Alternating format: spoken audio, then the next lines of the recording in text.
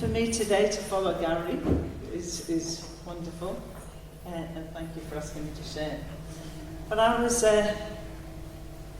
when Gary shared, I was thinking about how long I had been in Alcoholics Anonymous, and I'm 62, and I came into Alcoholics Anonymous when I was 31, and I'm 27 years sober.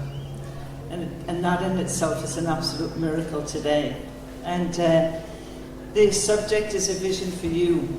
And the vision, you know, from Bill is, to me, Bill struggled with this disease of alcoholism, and he couldn't stop drinking. And like Gary described in his share, Ebby came to sit with him, and Bill thought, wow, great, I'm going to get, drink with Ebby. But Ebby didn't. He talked and said that he had found religion. And for him, the only way to get sober was if somebody, if you had a spiritual experience, you made restitution, and then you shared your story with other alcoholics. And Bill, when he got to that place of desperation, he cried out to God, and he had that spiritual connection. And in making that spiritual connection, after that, Bill didn't drink anymore. What he did do, he went on and he made amends for his behaviour, and then he went and he lived a life where he shared with other people, other alcoholics. He started off with Bob, and Bob and him went to the hospital and talked to other alcoholics, and they shared their story. And Dr. Silkworth watched these people do that, and he said that, that alcoholics are people that put themselves through all sorts of awful things. We lose our cars, we lose our husbands, we lose our lives, we lose our children, we lose everything, and we keep on drinking, and we keep on after we have done these things. And we keep on because we have this disease of alcoholism, which is a mental obsession and a physical compulsion. And nothing that we try to do of our own will change that. And it's only a spiritual experience, taking on a higher power, taking on something greater than ourselves, because we are completely powerless over this disease. So Bill did that, and his vision for Alcoholics Anonymous was about a fellowship growing. And these men and women went out and they opened their houses, and they had meetings in their houses. And the women went and had meetings in their houses, and that became Al-Anon. And people came from all around and came to these meetings. And then they went off in their own directions and went to different cities, and they took that message with them. And on and on and on and on it spread, and now it's spread to all countries of the world, and I know that when I go on my holidays or go to visit somewhere, I can go to a meeting of Alcoholics Anonymous. I listened to Bill's story, and I think it's wonderful. And my story was very similar when I came into Alcoholics Anonymous. I got to that place of desperation too, where my life was totally unmanageable, where I couldn't cope with living. It says living with alcohol, and I couldn't cope with living without it. And I ended up living in Port Hedland. I had no choice as to whether I drank or didn't drink. I didn't want to open my curtains. I didn't want to answer my door. And somewhere in the back of my mind, there was that thing about alcoholism. There's alcoholism in my family. And I looked for the number. Matthew said you look for the number in the phone directory. I did that too, and I found the number, and I rang Alcoholics Anonymous, and I asked them how you were eligible for AA, and they told me how you were eligible for AA, and like it's a disease of denial, and I said no, I'm not that bad after I've been drinking all day, and after I had a newborn little son that I couldn't look after properly, and thank God something was there, and I believe it was my higher power, and I picked up the phone again, and I called back, and a member came to my house, and he brought the big book with him, and he shared his story, and he shared about what he had done in his drinking, and I was like, oh my God, that I identified some of the things that he talked about. I totally understood, and he took me to my first meeting, and there I listened, and I heard other alcoholics. And that was the start of my journey. And today, you know, what Bill talked about as his vision, you know, and it says in the book that it can become my reality, and it has become my reality. You know, this is my life in Alcoholics Anonymous, and it's a beautiful fellowship, which is a place that I can come to, and, you know, it's a place where Bill talked about it, and he said that it's a safe place, and we can let go of all our fears and our worries, and it's a place where we will have a better life, so much better being sober and living the AA life. And that's what it's actually done. That's how it has become for me. And I come to these rooms because I know that the tools are here, the tools to keep me sober, to keep me away from that first drink. And I was talking, it was funny because I went to an early birds meeting on Wednesday. And this is a meeting that I've been to for 20 years on the Sunshine Coast. And people would say to me, AA members will become your family. And I was like, I don't know whether they'll become my family. But anyway, you know, after 27 years, I walked into the meetings of early birds, and it was so beautiful. The faces that I saw, the people that I knew, they all said, "Hello, Claire, how are you going?" And it was just lovely. And it was like, you know, they say it's corny, but that feeling of coming home, that's what it felt like, and it was wonderful. And I talked to an older member, and I was at the meeting at Gympie, and I was saying, you know, I was telling them at Early Birds that I had gone to the cinema, and I'd gone to the cinema, and I took my seniors card out. And I was like, hoping to get reduced popcorn or something like that. I took my seniors card out, but I went to the AA meeting, and I was talking to a member, and we were talking about age, you know, that's why I mentioned that. We were talking about age. And this member said to me, he said, you know, I have a friend who has dementia, and I talk to him. Every week I ring him, and he goes to me, why do I ring him? He doesn't know who I am, he doesn't hear what I say, he doesn't get anything like that. And he said, but I keep ringing him. And I ring him every week. And I went home and I thought about this, you know, and I text this older member, and I said, it's because you've got a kind heart, you're a lovely man, or something like that anyway. And he texted me back, and he said, what I'm doing is what's written in chapter 7. He said, in the hopes that I won't go back in my sobriety. And chapter 7 is working with others. How good is that, that, you know, there are people around me, friends that I have, that are living the program, who are doing the things to keep them away from picking up that first drink. And it has just become just such a part of their lives. And in the chapter for A Vision of You, it says in there that maybe we won't be able to get it, but obviously we won't be able to get in touch with Bill and Bob because they're not here anymore. But they said that's not what's important. That's not what's important. It's a connection with the higher power. You know, and that's absolutely what it is for me. I didn't get that straight away. I came from a religious background. I thought that I had a natural thing between me and God. I didn't, and I had to create that relationship with God. That is what keeps me grounded and doing the right thing. Like Gary said, it's because I have a conscience. And today, it's not just about me, it's about myself. My husband has come into the program, and our son has come into the program too, and he's a year sober. And how fantastic is that, you know? I never thought that I would say that going back in earlier days, but now because of Alcoholics Anonymous, and knowing that there is a solution to my problem, and I know where to find it, I hope that they keep coming back too. And thank you for letting me share.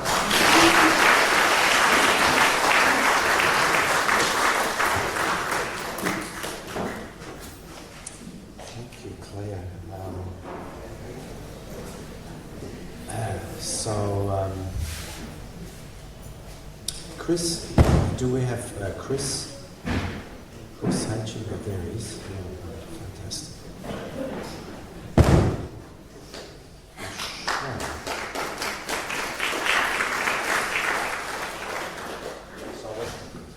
Yeah, g'day everyone, my name's Chris and I'm an alcoholic. Have a sobriety date, December 20, 1990, and in a home group, How It Works Big Book Step Study, and Wow, great to be here. Thank the committee for putting us in this event. It takes a lot of work. And yeah, had some fantastic speakers, and there you got me. I love what Thomas says. You know, when he shares, he says, you know, I thank God that I don't need to drink today, because there was a long time where that wasn't possible. I had to drink today. I needed to drink today to get through life. And so, you know, that to me is a vision for me, is that I can get to the point where I don't need to drink today.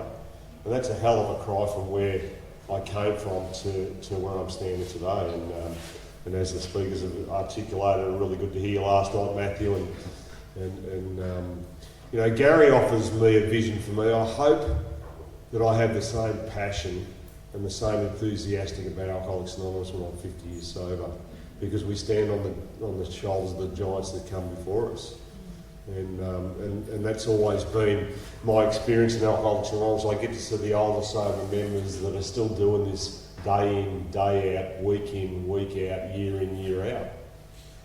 And that offers me hope that just maybe that this thing can work for me. And that's been my experience, because, you know, my first meeting of Alcoholics Anonymous, I didn't have a vision for me, I can tell you. It wasn't good news. I rolled up here at the age of 26 and I couldn't stand being drunk anymore, and I hated being sober. And that's not a very good place to be.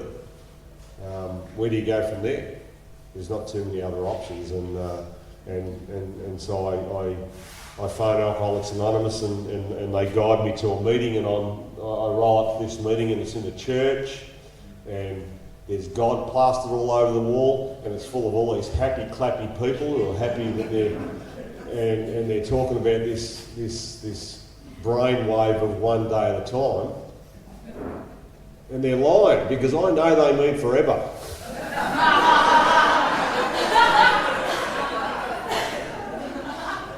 I'm not that stupid. I may have fried a few brain cells, but I know this day at a time crap, you're talking about forever now, aren't you? And forever's a long time, isn't it?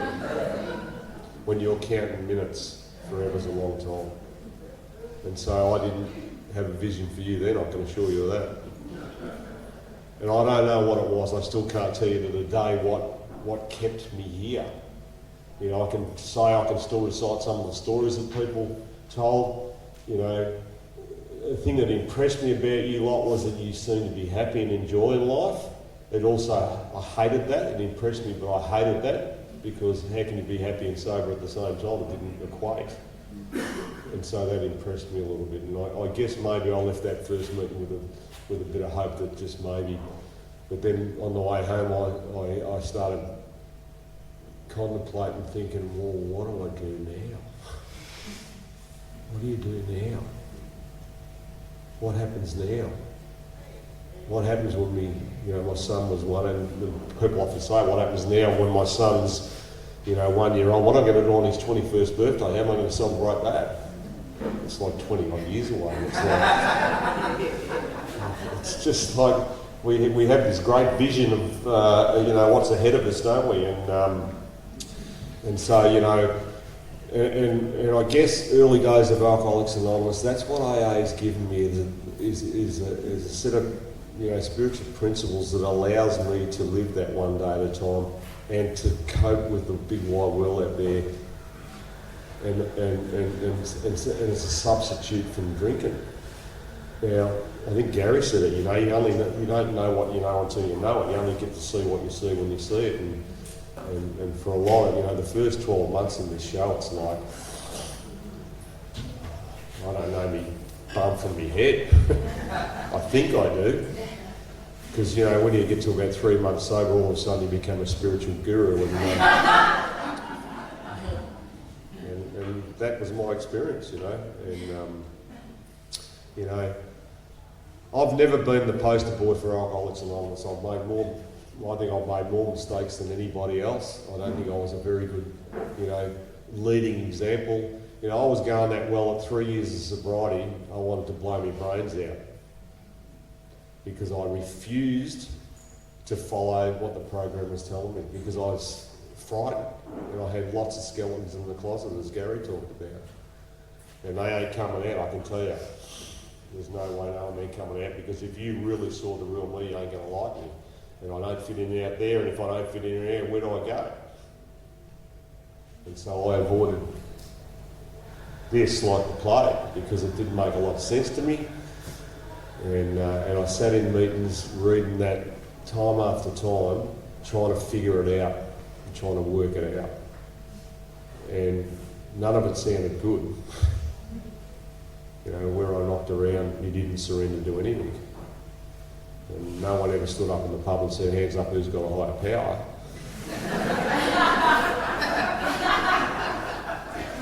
And let me tell you about my problems. The pub was full of deaf know-alls. And I heard a guy say once, Alcoholics Anonymous is full of deaf know-alls too. Because we know. And I've come to understand that I know very little. And I hope I stay in that position where I always remain a student in the rooms of Alcoholics Anonymous. Because the minute I think I know, I'm in trouble. And so, you know, I was 3 years sober, and I had a wife that left me and then came back, and then she was leaving me again, and that was a pattern. And she said something really interesting to me, and people have heard me share it. She said, I liked you better when you were drinking, and I couldn't argue with her. And I sat there and thought about that for a while. My first thought is, F you bitch. But then I thought about it, and I thought, you know what, she's right, nothing's changed. I came into a sober, a drunken horse thief, and I was a sober horse thief because nothing changed. And so, you know, now I'm in a position to surrender again. And my sponsor calls it the second surrender. He said, we all have them. If you haven't had one yet, look out, you're going to have one. I don't know about second, I've had about over 30 odd years, I've had a few.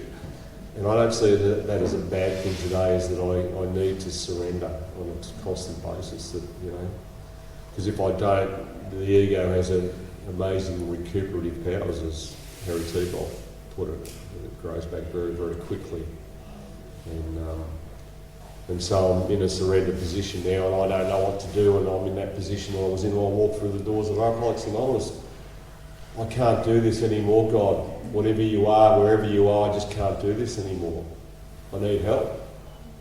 And the phone's sitting beside me, and I'm staring at it. And phones don't work just staring at them, mate. You've got to pick them up.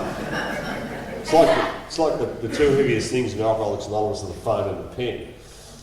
We don't like picking either of them up, do we, really? The phone's hard, and the pen, when you're doing the 4-step, becomes very heavy sometimes. It just won't come off to pick it up. And I phoned a friend of mine in Alcoholics Anonymous. He's here today, and humbled myself and said, I can't do this. Can you help me? And he said, yes. That's what we do. We say yes in this show, don't we?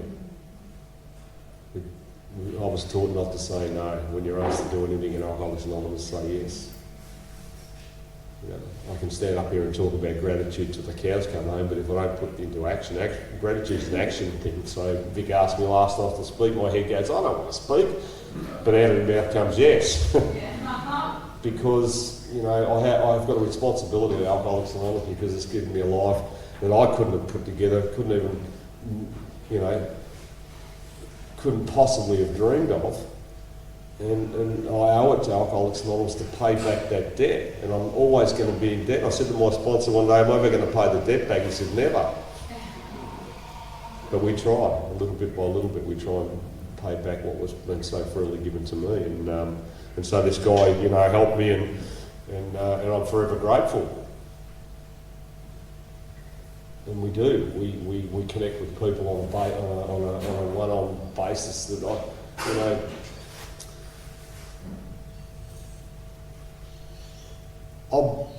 felt alone my whole life.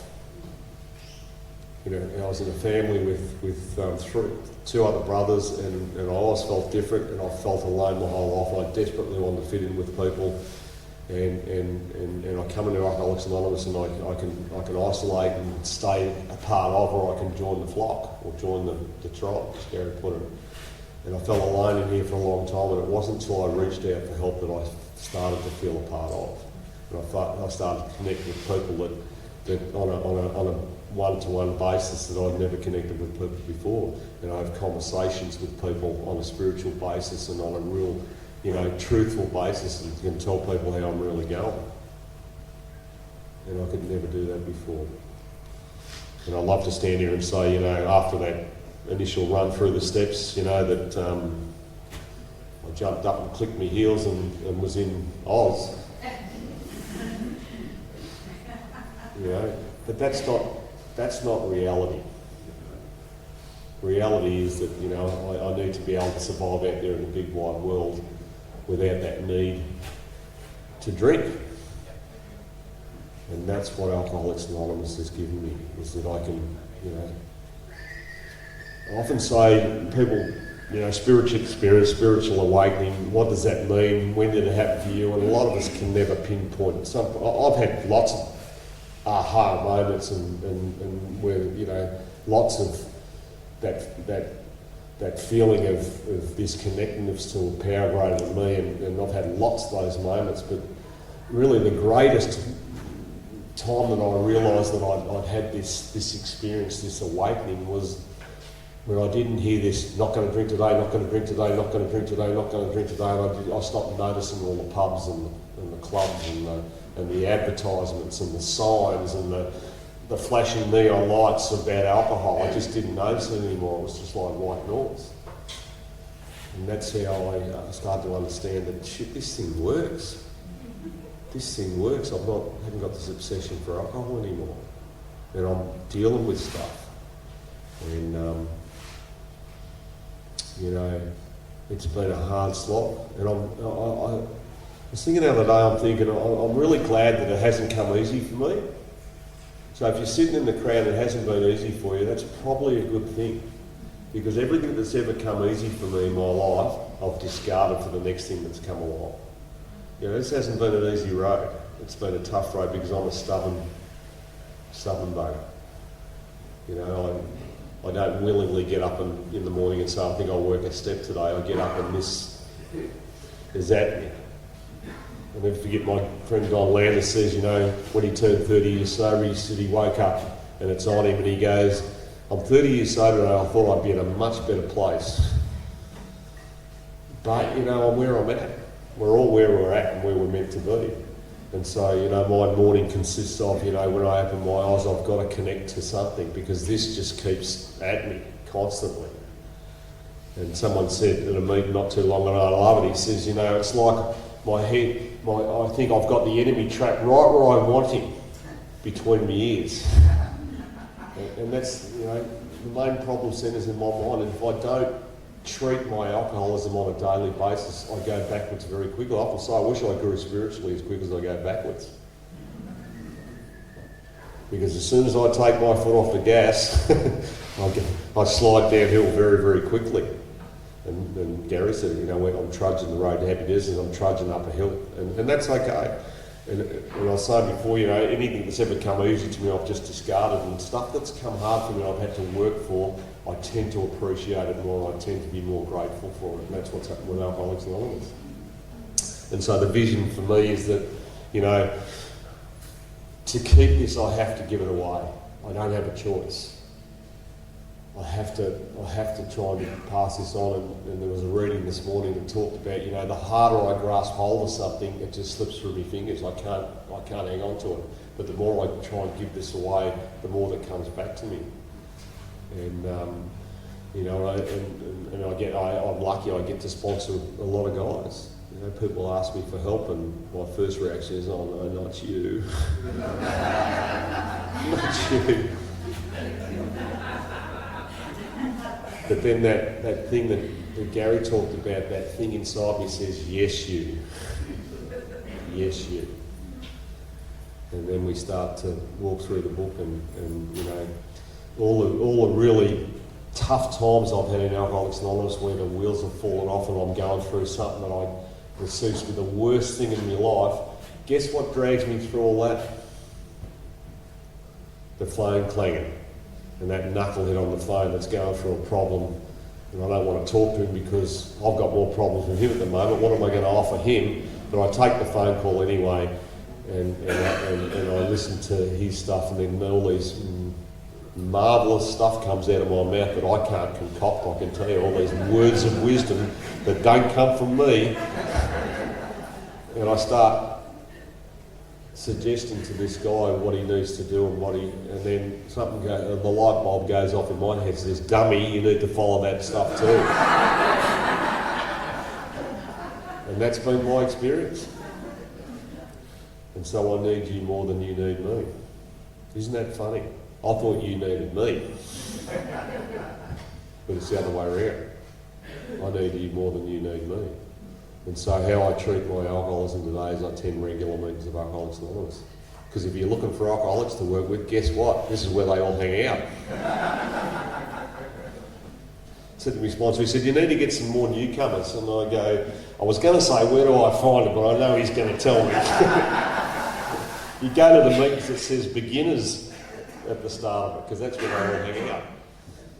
You know, I try and connect on a daily basis to that power that's given me the gift of sobriety. You know, I don't take claim for anything, and it's grown. It has grown over the years. You know, it's always been in me. I've always had this something inside me that's knowing the difference between right and wrong, and that guides me and gives me those wonderful words of wisdom. Because I ain't got nothing, I can tell you.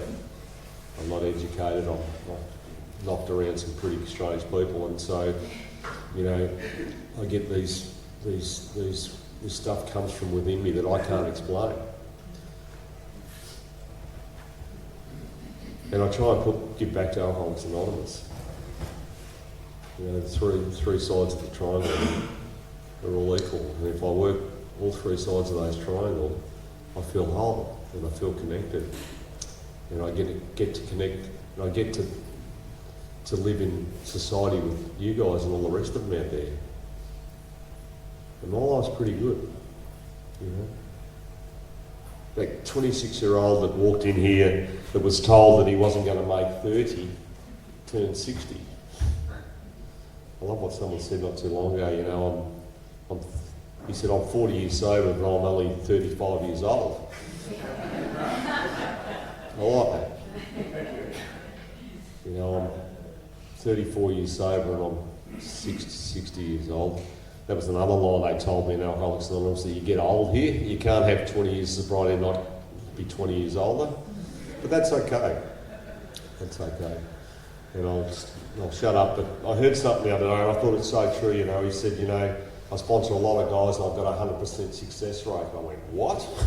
Because I've killed a few along the way, I can tell you. And he said, I don't know what they're doing, but I'm still sober.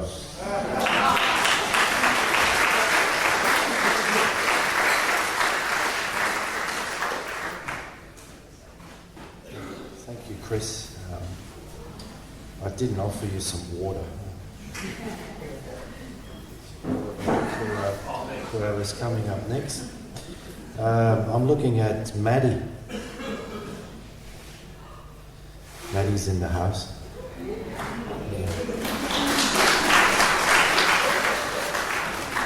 Stairs on this side.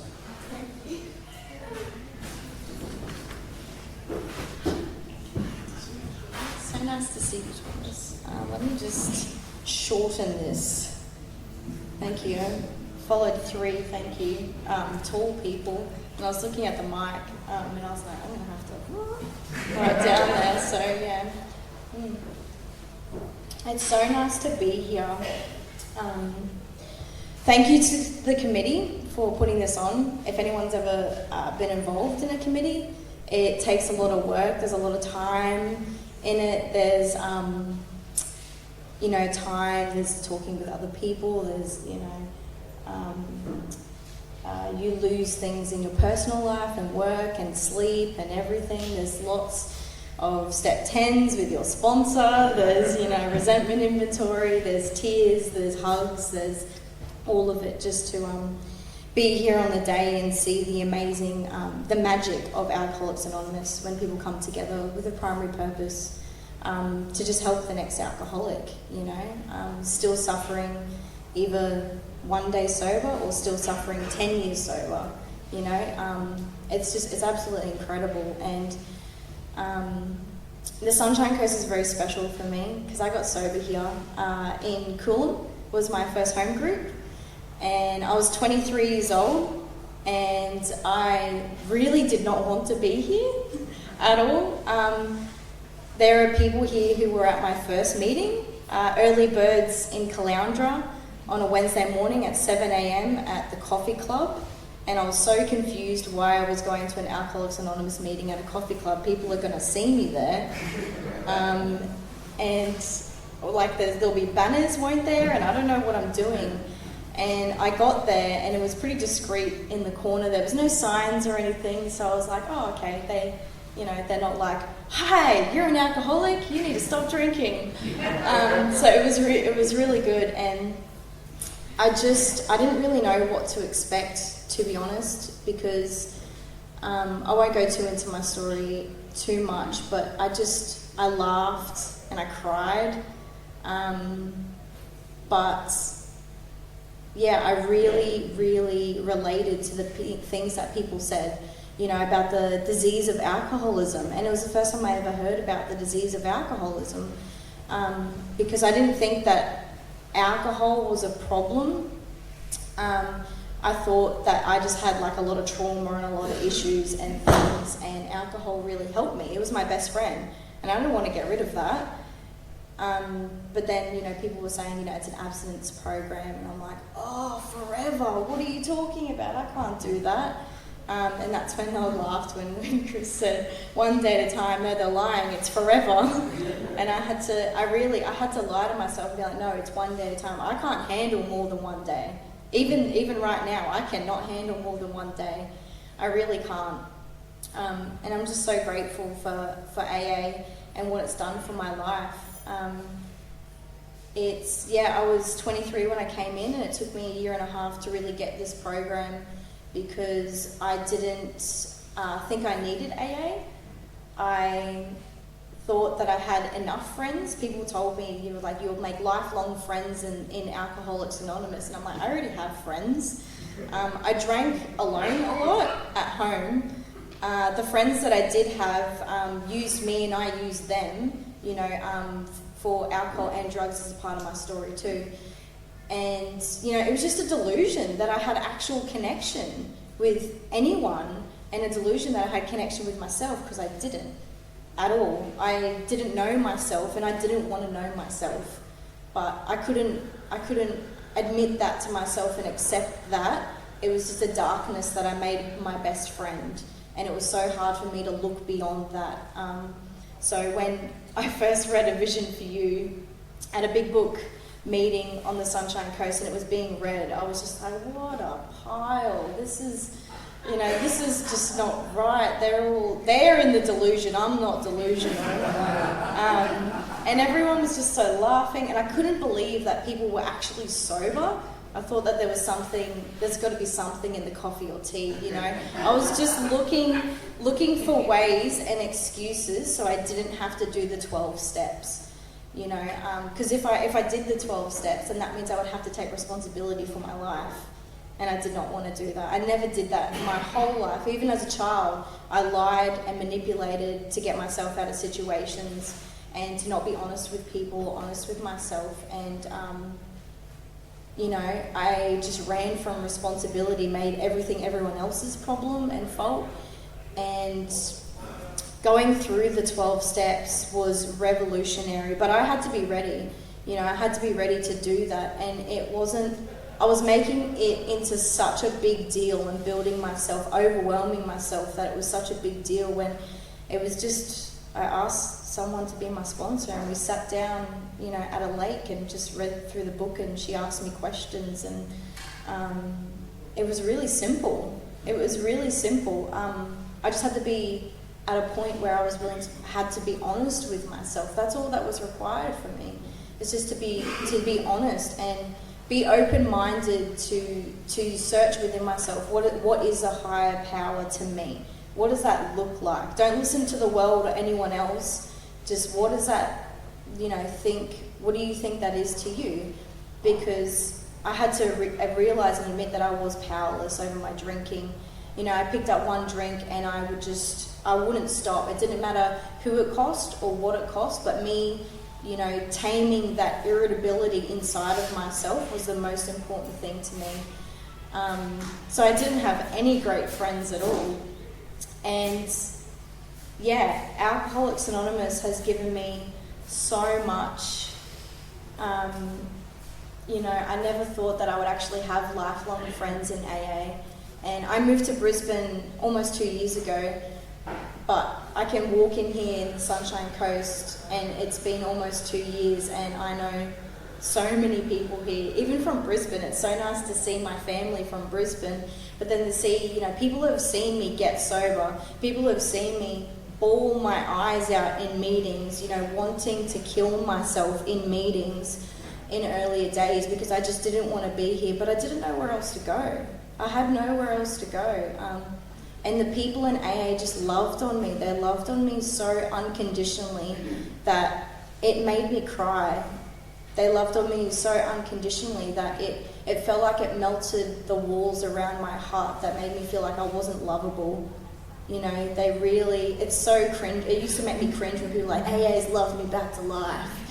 But that's seriously, that's, you know, what's happened with me, and connecting, finding a God of my own understanding and connecting with it daily. And it's helped me to heal lots of things inside of me and how I see myself, how I see the world and how I see other people, and testing and you know, challenging my beliefs is a big one for me to be more free, you know, because my beliefs and my ideas are what keeps me in chains a lot, you know, and it comes from all my past. So just to be free from that and to talk with other members of AA about that, you know, openly and honestly. They're not going to judge you, you know. They're either going to say me too, or they're just going to listen and not judge. It's a complete safe space, and you know, they don't get paid to do it.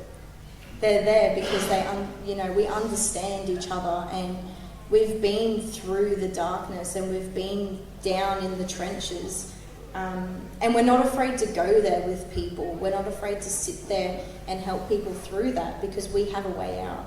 We have a solution, so we're not afraid to go down there because we can pull people back from the gates of death, like it talks about in our big book. And yeah, I love that in A Vision for You it talks about, you know, when Bill was 6 months sober and he was at the hotel for work, and he just felt like he wanted to drink. He was 6 months sober and he felt like he wanted to drink, and there was a bar and it was bustling and there was people drinking and chatting and it was so exciting. And every time I hear that, I just think about, wow, that's what I used to think like my local Biwa pub was like. It was like the most exciting place that I could think of. It was bustling. There was exciting people there. We're going to have great conversations. I'm not going to burn 20 cigarette holes in my dress. You know, and that's a delusion because it's horrible. You know, I didn't have any great conversations with people. It was either trauma dumping or just pretending I knew everything about everything and everything about everybody. And yeah, when Bill heard all that and that excitement, it stirs up inside of him that you know, that feeling of like, oh, maybe it'll be different this time, or I can get a sense of relief from just having this drink in this hotel. But then the interesting thing is that I think God really helped him in that moment, because the amount of times that I've had that really exciting wanting to drink feeling before going through the 12 steps and connecting with the God of my understanding, the amount of times I've gone through that feeling and then not been able to drink is zero. You know, so for me, like, I've been in that position and I know that there's a God working in my life because of that, because I'm powerless over that first drink. So for me to not drink when I have that feeling and pick up tools instead that I've learnt from this program, I know that there's a power working greater inside of me.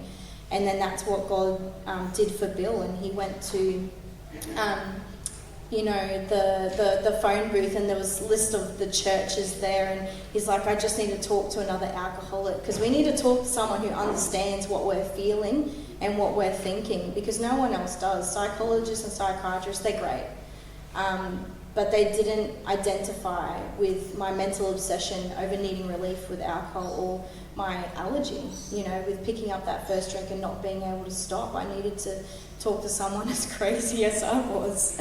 And that's what Bill needed to do. He realised that he needed to get off self and talk to another alcoholic, to help another alcoholic. And he got to the line with Bob and shared his experience. And then after some pain with Bob, he finally got sober. And I really identify with Bob, where I was just holding on so tightly to how I lived my life, and I didn't want to let go. I just kept relapsing and relapsing and relapsing, but was welcomed again and again in the doors of AA. And when I got back from relapses, people weren't like, oh, you shouldn't have done that, or oh, that wasn't good, oh, you know, there's another, you know, the third strike and you're out. That's not the case with AA. You're just loved, and because we understand, we're all relapsers. We wouldn't all be here if we weren't. But it's what you do next is what's important. And A Vision for You, I never read it really until my last year in recovery, and I'm almost 4 years sober. And I really owe that to Alcoholics Anonymous and God, you know, for keeping me sober. But God also keeps me sane, because I could be sober, but I could be still rats in my head thinking that I know what's best for me in my day, and how to control and run my day. So it's so nice to just surrender to a power greater than myself. And I thought it was weak. I really thought surrendering to a God of my understanding was weak. But really, it's really great, because I can take my hands off the steering wheel and say, I don't know. You know how freeing that is? I used to say, I don't know, and then cripple with fear, because my ego was like, you need to know. People aren't going to think you're perfect if you don't know. But now I can say, I don't know, and just take joy in that and learn if I don't know. And it's just so great. The promises of this program, they really do come true. And the more I stick to the program and really continue that conscious contact with God, the promises, they haven't changed in the book, but they keep changing in my life. They keep deepening and widening and becoming more and more incredible, you know, as the days go by, as the months go by. And that's massive, considering I came into Alcoholics Anonymous at Mount Coolum, the Coolum Saturday morning meeting, 9 a.m. And someone shared that they were 1 month sober, and I was like, I literally was gobsmacked. My jaw was dropped, and I was like looking around if anyone else was like, wow, like how did you do that? Because I was like, how did you do that? You know, I could not get 3 days sober. I really couldn't. So for me to be so gobsmacked at 1 month sober and just stringing together days, stringing one day at a time, and you know, there's lots of tears and there's lots of joy and happiness. Hello. But there's a lot of pain. But you know, I think of it as like a field of daisies. I love sharing this analogy. Like a field of daisies, and that's the freedom that I experience in this program and the joy. And then I'm walking through the field, and then I see a door, and that door is change and growth. And I'm like, oh, I don't know if I like that. And I turn around, and behind me is black. It's gone. The field's gone. So the only way is forward. But I know that I don't have to walk through that door alone. I have people in AA that will help me, because they've walked before me. I have a God of my own understanding who gives me courage and strength and wisdom to walk through that door, and tools that I can use. And once I open up that door and get through that period of growth and uncomfortability and pain, that there's another field, but it's even bigger and even wider and more to enjoy. And until I get to the next door, there's always going to be a next door, but that's okay, because the fields get even better and more to explore, and it's absolutely amazing. And you know, God showed me that analogy when I was like 1 year sober, and I jumped for joy because I was in so much pain at 1 year sober, and I'm like, oh, it's okay to be in pain in sobriety. It's not that I'm not working my program, it's just there's still things there to work through, and that's okay. You know, there's people to help you, and a power greater than you that will always be there with you, lives inside of you and never abandons you. So thank you for letting me share, Tom.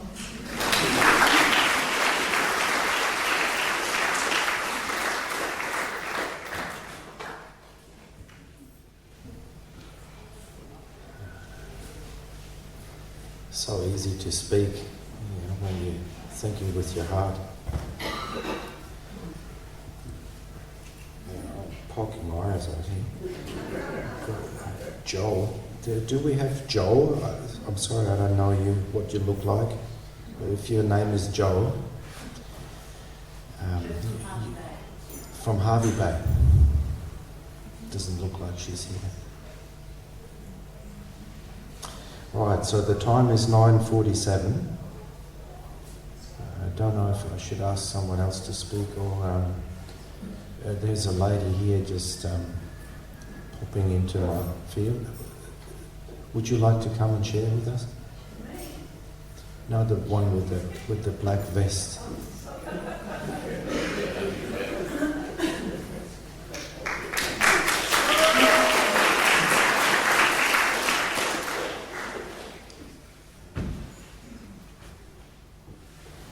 Yeah, I'm Shelley, I'm an alcoholic.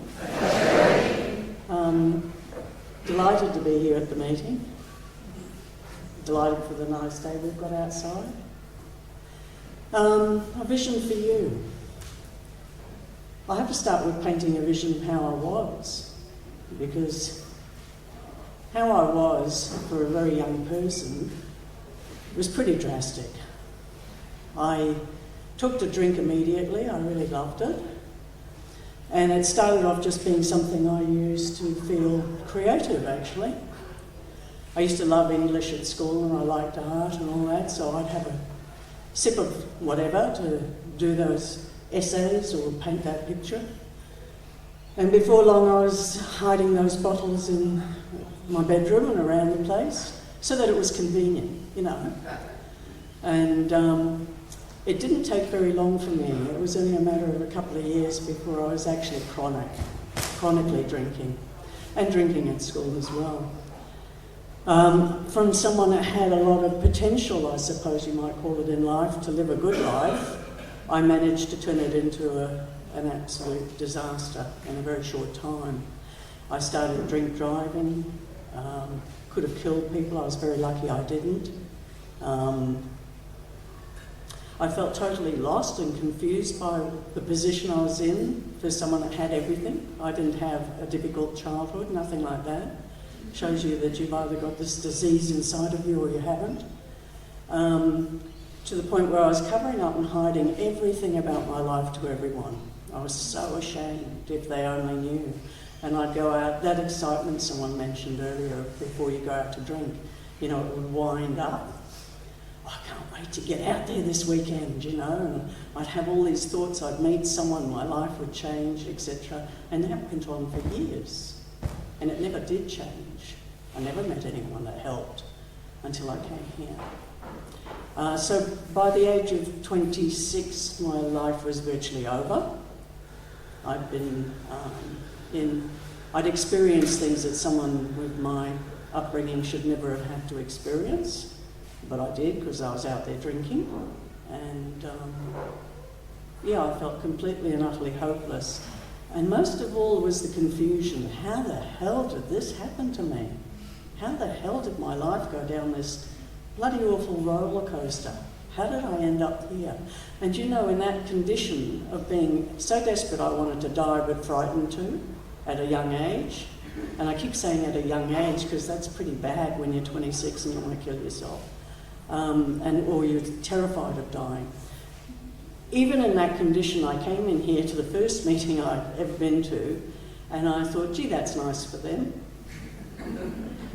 You know, the denial is extraordinary. denial would chase me into the gates of hell. So I went back out, and the same thing happened again. Surprise, surprise. And finally I thought, I will go back and have a look at this, and I did. And my eyes were open that time, my heart was open, and my ears were open. And I fell into the arms of some older sober members. They were like Grandpa and Grandma at the particular meeting I went to. They were all older. And I never looked back from there. It's just the most precious day of my entire life, accepting this fellowship. And life hasn't been easy for me either. I've got a lot up here, but I'm as thick as they come. I really am. And it astounds me, even today, that I can be so slow to grasp the simplest things, or to see myself clearly. I can see other things clearly, other people and all that, but to see myself is the hardest thing. And so my progress was very painful. I related to the speaker that said his progress was very painful and still is at times. It has been extraordinarily slow and painful. Why do I keep doing it? Because I've only got to come in here and I feel something that lights up my life. And that's given me enough to keep going through those difficult decades for me. And I guess we all come in with different levels of damage. There was a lot to unwind. There was a lot to apply the program to. And I think my youth got in the way, because, then I did start to work good jobs, and my life seemed to take off on a physical level. And that was a distraction in many ways for me. I could say, no, I'm doing fine, I've got this. And I'd go home and bawl my heart out, because inside was such a mess still. And I didn't know, in those days, it wasn't so easy to talk about your feelings in AA. AA too has evolved. And, nowadays I wouldn't hesitate to discuss how I feel, not just what I'm doing. The end of the story is, for me, I've been sober 42 years now, and the only downside to that, I guess, is getting older, but everything else is up. I fell in love with this fellowship, and I fell in love with a higher power that I don't always feel close to, but I know is there. And I've done the work, and I still do the work, and I live with an extraordinary amount of peace. Extraordinary amount. I don't get upset about almost everything. Nothing worries me. And it's taken quite a while to get to that point.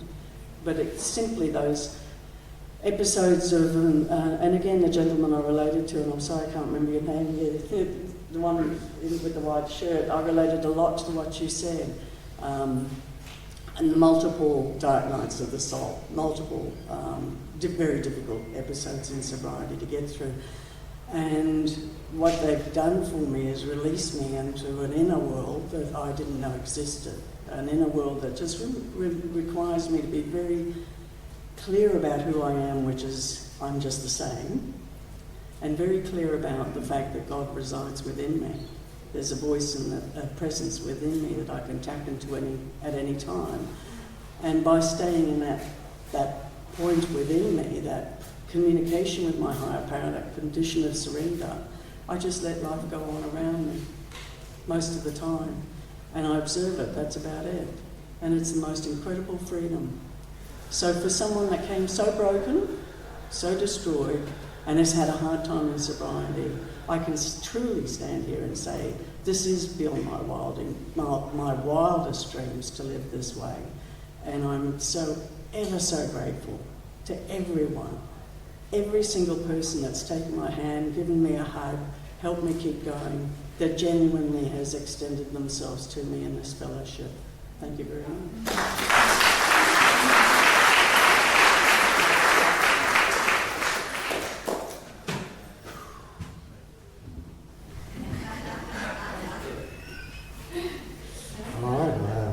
On that note, I'm going to read a vision for you from this piece of paper in front of me. Our book is meant to be suggestive only. We realise we know only little. God will constantly disclose more to you and to us. Ask Him in your morning meditation, what you can do each day for the man who is still sick.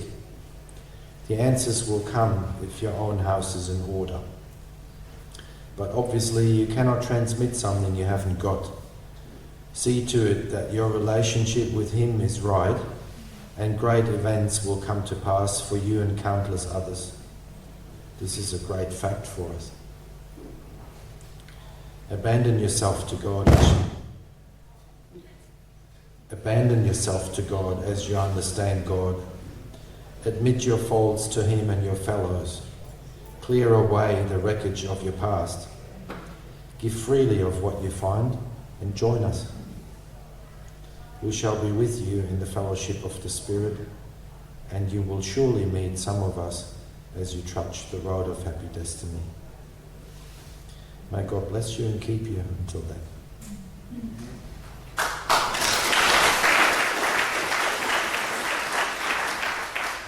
And I think we just close in the usual way. Upstanding.